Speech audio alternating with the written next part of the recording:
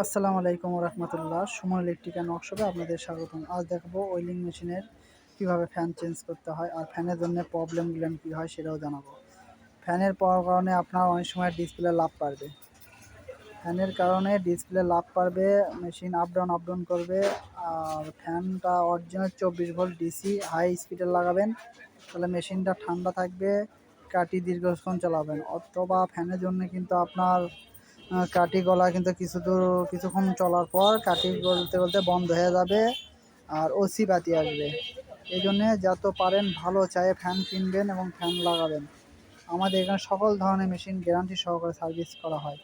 যারা এইরকম ভিডিও চান অবশ্যই তারা সাবস্ক্রাইবার করবেন, বেশি বেশি ভিডিও লাইক করবেন, চ্যানেলটা সাবস্ক্রাইব করবেন।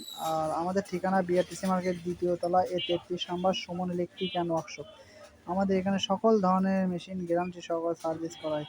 Argon machine, circuit welding machine, arc machine, plasma machine, MIG welding machine, drill machine, শান machine, hammer drill, breaker, circular, থাই কাটার, র্যান্দা, সকল ধরনের মেশিনের সব ধরনের মেশিনের পাশপাতি আমাদের কাছে পাবেন এবং আমরা সব ধরনের মেশিন গ্যারান্টি সহকারে সার্ভিস করি।